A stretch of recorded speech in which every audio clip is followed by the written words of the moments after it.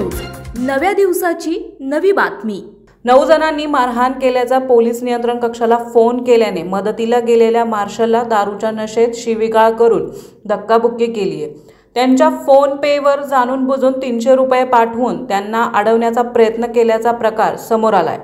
याबाबत police marshal Krishna गोळवे यांनी Hadapsar police ठाण्यात फिर्याद दिली आहे। त्यावरून पोलिसांनी मधुकर सरदार सिंग ठेंग देशमुख पाटील यांच्यावर सरकारी कामात अडथळा आणल्याचा गुन्हा दाखल केलाय।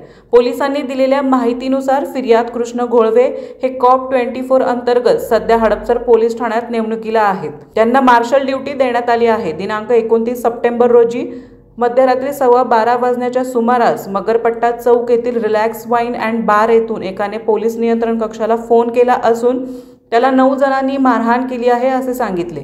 या कॉलवरून कृष्ण घोळवे आणि बालाजी कोळी हे रिलॅक्स वाईन बार येथे गेले। तेथे मधुकर पाटील हा हॉटेल मॅनेजर आणि एका बरोबर भांडणे आणि शिवीगाळ करत होता। त्याने देशमुख पाटील आणि हॉटेलमधील व्यक्तीला काय तक्रार असल्यास हडपसर पोलीस ठाण्यात जाऊन तक्रार देण्यास सांगितले। त्यावेळी मधुकर देशमुख याने कृष्ण घोळवे यांना बाजूला घेऊन शिवीगाळ करू लागला।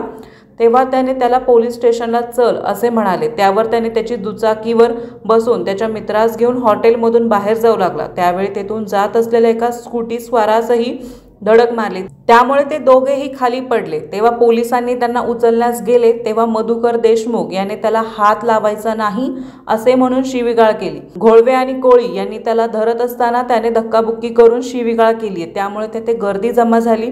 त्याच वेळी घोळवे यांच्या मोबाईलवरून फोन पेवर 300 रुपये प्राप्त झाले। त्यांनी मधुकर देशमुख याला तू मला पैसे का पाठवले असे विचारता त्याने मीच पैसे पाठवले असे सांगितले। त्यानंतर पोलिसांनी मोबाईल व्हॅन मागून त्यातून त्याला पोलीस ठाण्यात नेले। पोलीस उपनिरीक्षक संभाजी नाईक तपास करीत आहेत। आपल्या परिसरातील महत्त्वाच्या बातम्या पाहण्यासाठी आजच नवप्रभात न्यूज चॅनलला YouTube वर सबस्क्राइब करा आणि बेल आयकॉन प्रेस करा।